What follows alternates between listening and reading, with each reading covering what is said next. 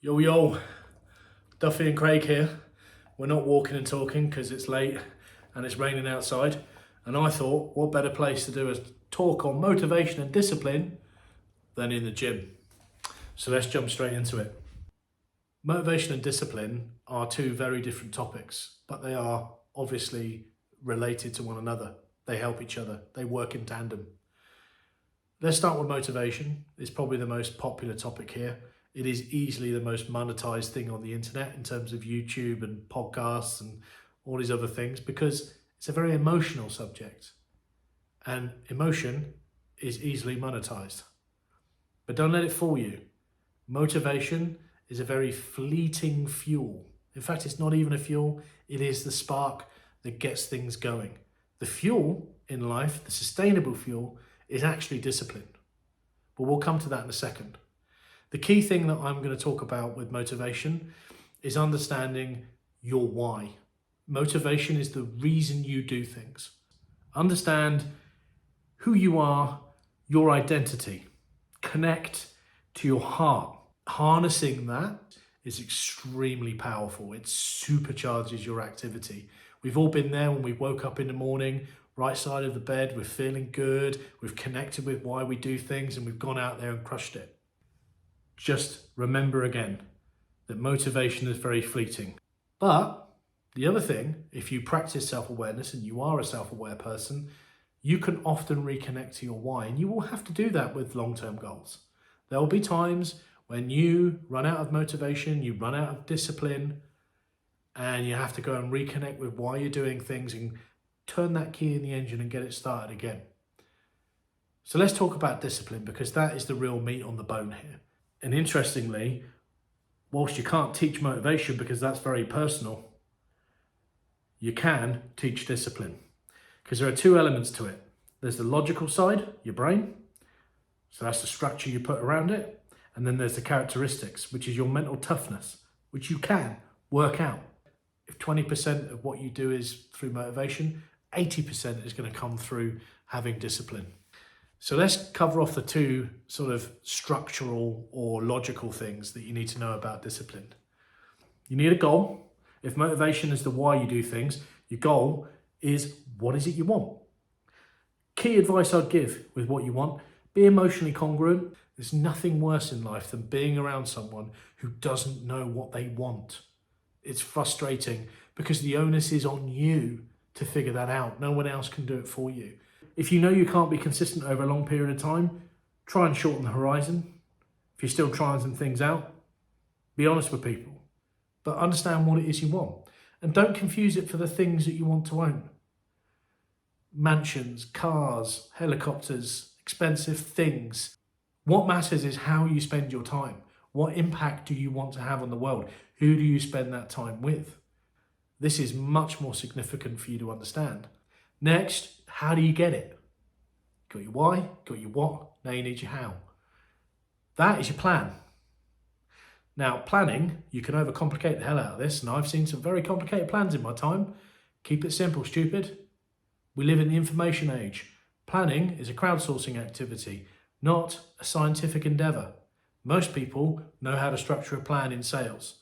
You know what your lagging indicators are, you know what your leading indicators are, and then you adjust and dial your activity accordingly.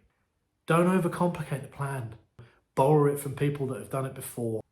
You want to get a six-pack, you want to get a good deadlift, you can get a plan in 5 minutes and just have faith in it.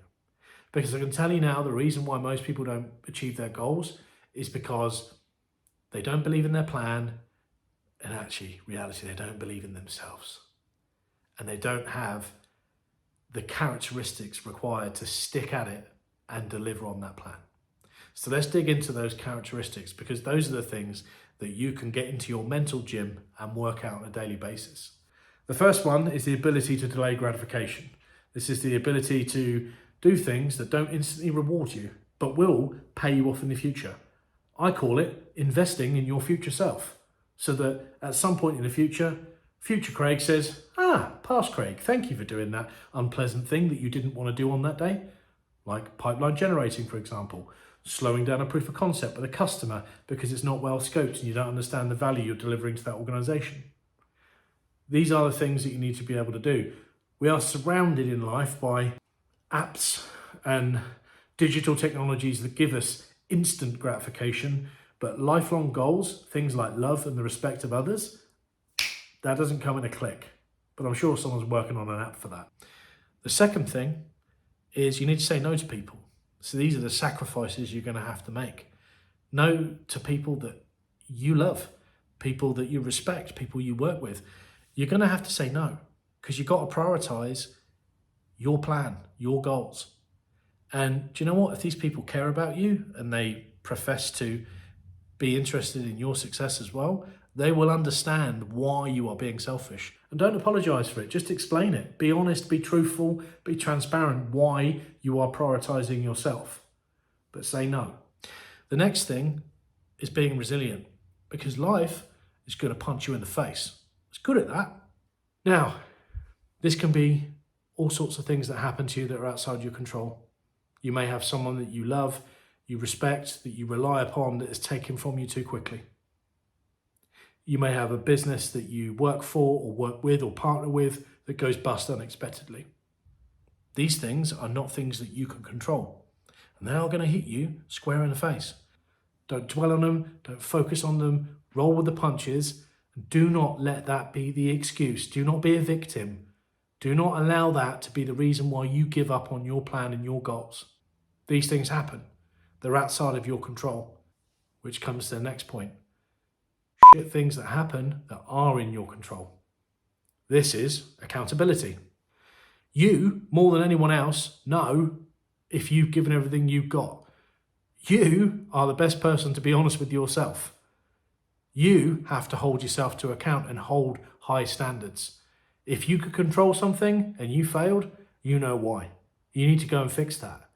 Likewise, the people around you that love you and care about you, they're going to know you as well as you know yourself. When they're trying to give you feedback, I suggest you listen. Don't be defensive. Take it on board. And guess what? If you develop that relationship with them over time, they'll understand why you're being selfish. They'll understand why you're delaying gratification and not just being a boring person. They will understand you're doing it because you're pursuing a goal that they know about, and a goal that involves a plan that they are part of. That's my 2 cents on motivation and discipline. Hopefully that has been useful.